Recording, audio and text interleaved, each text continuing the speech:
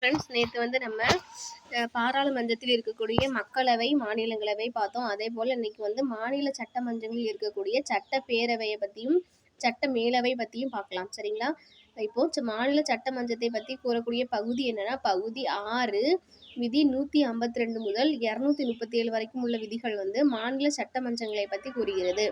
அதே போல் அங்கே பாராளுமன்றத்தில் வந்து மக்களவை, மாநிலங்களவை இருக்கிறது மாதிரியே நம்மளுடைய மாநில சட்டமன்றங்கள்லையும் வந்து சட்டப்பேரவை, அது கீழவைன்னு சொல்லுவாங்க, சட்ட மேலவை ரெண்டுமே இருக்குது. சட்டப்பேரவை வந்து அப்படியே வந்து நம்மளுடைய மக்களவை மாதிரி, அதாவது மக்கள் ஓட்டு போட்டு தேர்ந்தெடுப்பாங்க. அதே போல் சட்ட மேலவை வந்து எப்படின்னா அங்கே மாநிலங்களவை மாதிரி மறைமுகமாக தேர்ந்தெடுப்பாங்க. அதே போல் எல்லா மாநிலங்களுமே வந்து சட்டப்பேரவை மேலவை இருக்கணும்னு கிடையாது. இப்போ சட்ட மேலவையை வந்து நம்ம வந்து ஒரு மாநிலம் வந்து விரும்பினா மட்டும் அதை வச்சுக்கொள்ளலாம், இல்லைன்னா அது வச்சுக்கொள்ள தேவை கிடையாது.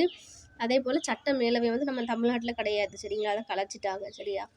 இப்போ சட்டப்பேரவை, அப்போ நம்ம தமிழ்நாட்டுக்கு வந்து சட்டப்பேரவை மட்டும்தான் இருக்குது, சட்ட மேலவை இல்லை.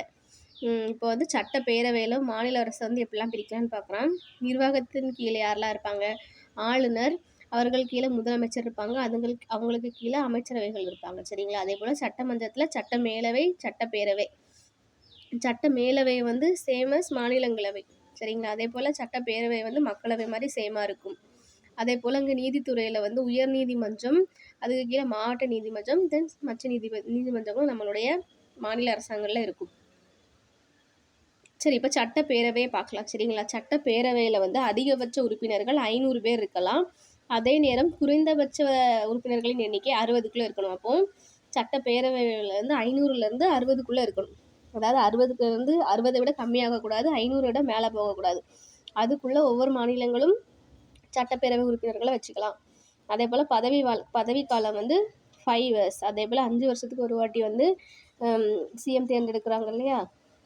அதே போல் வயது வந்து 25. அதே போல் மக்களவைக்கும் அங்கே வயது 25. அதே போல் அங்கே சட்டப்பேரவைக்கும் வயது 25. அதே போல் அங்கே மாநிலவைங்களுக்கு வந்து 30 ஏஜ். அதே போல் சட்ட மேலவைக்கு வந்து 30 வயசு. அதே போல் பார்த்திங்க அப்படி எல்லாமே சேமாக தான் வரும். அதே போல் தேர்வு முறை வந்து என்னது? மக்களால் நேரடியாக, அதாவது சட்டமன்ற பேரவையில் வந்து மக்களால் நேரடியாகவே தேர்ந்தெடுக்கப்படுகிறார்கள், மக்களவை மாதிரியே. அப்புறம் தமிழ்நாட்டுடைய தொகுதிகள் வந்து இப்போது 234 உறுப்பினர்கள் தான் நமக்கு இருப்பாங்க. தெரியும் தானே உங்களுக்கு? இப்போ சிஎம் எலெக்ஷன் வரும்போது அதில் வந்து எத்தனை உறுப்பினர்களை தேர்ந்தெடுக்கிறாங்க? ஆனால் 500 பேர் அதிகபட்சமாக இருக்கலாம். ஆனால் நம்ம தமிழ்நாட்டில் வந்து எத்தனை பேர் இருக்காங்கன்னா 234 பேர் இருக்காங்க. அப்புறம் ஒரு ஆங்கிலோ இந்தியன் சீட்டு உண்டு. ஆனால் அதை வந்து 2019 104வது சட்ட திருத்தம் ஆளுநரால் சட்டப்பேரவைக்கு ஒரு ஆங்கிலோ இந்திய உறுப்பினராக தேர்வு செய்யும் முறை நீக்கப்பட்டது. அதே நேரம் நம்ம தமிழ்நாட்டில் உள்ள அந்த ஒரு ஆங்கிலோ இந்தியன்ஸை வந்து ஆளுநர் தேர்ந்தெடுத்துட்டு இருந்தாங்க. அதே போல் நாங்கள் நமக்கு பாராளுமன்றத்தில் யார் தேர்ந்தெடுப்பாங்கன்னா இவங்க, அதாவது குடியரசுத் தலைவர் அவர்கள் தான் 2 ஆங்கிலோ இந்தியன்ஸை தேர்ந்தெடுப்பாங்க. ஆனால் அது ரெண்டுமே வந்து 104 சட்ட திருத்தம் பண்ணி 2019 வந்து அதை நீக்கிட்டாங்க. அப்புறம் வந்து சட்டமன்ற உறுப்பினர்களால் எம்எல்ஏ, சட்டமன்ற உறுப்பினர்களால் நம்ம எம்எல்ஏஸ் இருக்காங்களா, அவங்க தான் வந்து மாநில சட்டமன்ற சபாநாயகரை தேர்வு செய்வார்கள். சரிங்களா? மக்களவையிலேயும் ஒரு சபாநாயகர் இருக்கிறாங்களோ, அதே போல் மாநில சட்டமன்றங்களே ஒரு சபாநாயகர் இருக்கிறாங்க. அவங்க எப்படி தேர்ந்தெடுக்கிறாங்கன்னா, அந்த 234 சட்டமன்ற உறுப்பினர்கள் இருக்கிறாங்களா, அவங்களுக்குள்ளேயே வந்து எல்லாரும் சேர்ந்து ஒருத்தரை அவங்க எல்லாருமே சேர்ந்து அவங்களுக்குள்ள ஒரு ஆளை வந்து தேர்ந்தெடுத்துக்கிடுவாங்க. யார்? மாநில சட்டமன்ற சபாநாயகர்களாக. தென் சட்டமேலவை உறுப்பினர்களின் எண்ணிக்கை மாநில கீழவையின் மொத்த உறுப்பினர்களின் எண்ணிக்கையில் 1/3 பங்கு மிகாமல் இருக்க வேண்டும். இப்போ நமக்கு வந்து சட்டமன்ற மேலவை வந்து நமக்கு சட்டமன்ற பேரவை மட்டும்தான் வந்து சட்டமன்ற மேலவை கிடையாது.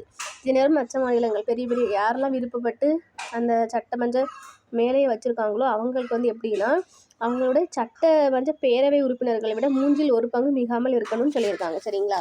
ஆனால் தமிழ்நாட்டுக்கு கிடையாது. இப்போ நம்ம சட்டமன்ற பேரவையை பற்றி பார்த்துட்டோம். அதே போல் இன்னும் சட்டமன்ற மேலவையை பற்றி பார்க்கலாம். இப்போது நம்ம இந்தியாவில் உள்ள மாநிலங்களில் மொத்தமே ஒரு 7 மாநிலங்களில் மட்டுமே தான் வந்து இந்த சட்ட மேலவை இருக்குது. என்னெல்லாம்னா உத்தரப்பிரதேசம், பீகார், கர்நாடகம், மகாராஷ்டிரா, ஆந்திரா, தெலுங்கானா, ஜம்மு காஷ்மீரில் வந்து இப்போ கிடையாது. அப்போ மொத்தம் 6 மாநிலங்களில் வந்து நம்ம சட்டமன்ற மேலவை இப்போ இருக்குது.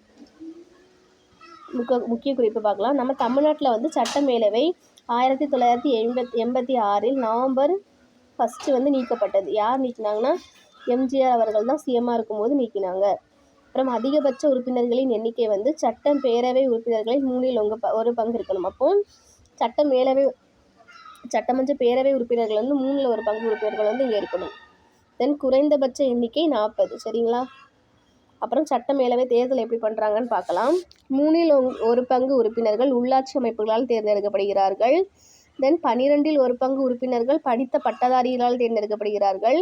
தென் 3ல் 1 பங்கு சட்டமன்ற பேரவை உறுப்பினர்களால், 6ல் 1 பங்கு உறுப்பினர்கள் கலை, இலக்கியம், அறிவியல், சமூக சேவை மற்றும் கூட்டுறவு இயக்கம் இவற்றில் சிறந்து விளங்கியவர்களை ஆளுநர் நேரடியாக நியமனம் செய்வார். சரிங்களா? அப்புறம் வந்து இது ஒரு நிரந்தர அவையாகும். ஒவ்வொரு 2 வருஷத்துக்கு ஒரு வாட்டியும் 3ல் 1 பங்கு உறுப்பினர்கள் வந்து ஓய்வு பெறுவாங்க. ஓய்வு பெறும் நபர்கள் எத்தனை முறை வேண்டுமானாலும் மறு நியமனம் செய்யப்படலாம். மாநில சட்ட மேலவை உறுப்பினர்களின் வயது 30. அதே போல் மக்களவைக்கு 25, சட்டமன்ற பேரவைக்கு 25. அதே போல் அங்கே வந்து மாநிலங்களவைக்கு 30 வயது இருக்கணும், சட்டமன்ற மேலவைக்கு 30 வயது. அப்போ மாநிலங்களவையும் சட்டப்பேரவையும் சேமாக வரும். தென் சட்டமன்ற மேலவையும் மாநிலங்களவையும் வந்து சேமாக வரும். அப்போ மக்களவை, சட்டமன்ற பேரவை, சட்டமன்ற மேலவையும் மாநிலங்களவையும் சேமாக வரும். ஓகேவா? சரி, இப்போ முக்கிய குறிப்பு பார்க்கலாம். இம்பார்ட்டன்ட் விதிகள். விதி 169 படி மாநிலங்களின் சட்ட மேலவை ஒழித்தல் மற்றும் உருவாக்குதல் பற்றி கூறுகிறது.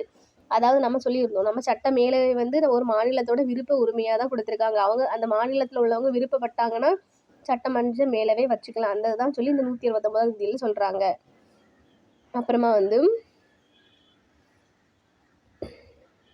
அடுத்து வந்து இந்த பாருங்கள், இது வந்து ஒரு பாக்ஸ் பாயிண்ட்ஸ், அதை தனியாக எடுத்துகிட்டு வந்திருக்கோம். தமிழ்நாட்டில் சட்டமன்ற உறுப்பினர்கள் மொத்த எண்ணிக்கையின் படி 234 உறுப்பினர்கள். அமைச்சர்களின் எண்ணிக்கை வந்து 36 வரை இருக்கலாம். 234 பேரில் வந்து 15% உறுப்பினர்கள் தான். சரிங்களா? அப்போ பாருங்கள், இப்போ நம்மளுடைய ஒவ்வொரு மாநிலத்துக்கும் நம்மளுக்கு வந்து சட்டமன்ற உறுப்பினர்கள் 234 பேர் இருக்காங்க. அந்த 234 உறுப்பினர்களில் வந்து அமைச்சர்களாக எத்தனை பேர் தேர்ந்தெடுக்கப்படுவாங்கன்னா 36 பேர். அதே போல் 234ல் ஒரு 15% விழுக்காடு தான் வந்து அமைச்சர்களாக எடுப்பாங்க. அதாவது இது 234 உறுப்பினர்களில் 15% மெம்பர்ஸை தான் வந்து அமைச்சர்களாக தேர்ந்தெடுக்கிறார்கள். அப்போ நமக்கு இப்போது 234 உறுப்பினர்களில் வந்து 36 உறுப்பினர்கள் நமக்கு அமைச்சர்களாக இருக்கிறாங்க. தென் இன்னொரு பாக்ஸ் பாயிண்ட், 1986 இயற்றப்பட்ட தமிழ்நாடு மேலவை நீக்கம் வந்து மசோதா மூலம் தமிழ்நாட்டில் சட்ட மேலவை நீக்கப்பட்டது. இச்சட்டம் 1986 நவம்பர் 1 நடைமுறைக்கு வந்தது. பார்த்தீங்களா? அப்போ 1986 தான் நம்மளுக்கு அது வரைக்கும் நமக்கு வந்து சட்டமன்ற மேலவை இருந்திருக்கு. ஆனால் எம்ஜிஆர் அவர்கள் வந்து சிஎம்மாக இருக்கும்போது 1986 நவம்பர் 1 வந்து அதை நீக்கம் பண்ணிட்டாங்க. இதை வந்து எப்போ நடைமுறைப்படுத்தினாங்க? அது சட்டம் 1986 நவம்பர் 1 தான் நடைமுறைக்கு வந்தது. சரிங்களா? அதுக்கப்புறம் வந்து 1986 இப்போ வரைக்கும் நமக்கு சட்டமன்ற பேரவை மட்டுமே தான் உள்ளது, சட்டமன்ற மேலவை கிடையாது. ஆனால் மொத்தம் 28 மாநிலங்களில் உத்தரப்பிரதேசம், பீகார், கர்நாடகம், மகாராஷ்டிரா, ஆந்திரா, தெலுங்கானா இந்த 6 மாநிலங்களில் மட்டுமே தான் வந்து சட்டமன்ற மேலவை இருக்குது. பாருங்கள், மேக்ஸிமம் வந்து எந்தெந்த மாநிலங்கள்லாம் கொஞ்சம் பெரிய மாநிலங்களாக இருக்கும் அவங்களுக்கு அங்கே மட்டும்தான் சட்டமன்ற மேலவை வச்சுருக்காங்க. சரிங்களா? Okay friends, thank you. நம்ம வந்து இப்போ பாராளுமன்றமும் பார்த்துட்டோம், மாநில சட்டமன்றமும் பார்த்துட்டோம். இனிமேல் நம்ம அடுத்தடுத்த வீடியோவில் என்ன பார்க்கலான்னா மத்திய மாநில நிர்வாகிகள் பற்றி பார்க்கலாம். அப்போ மத்திய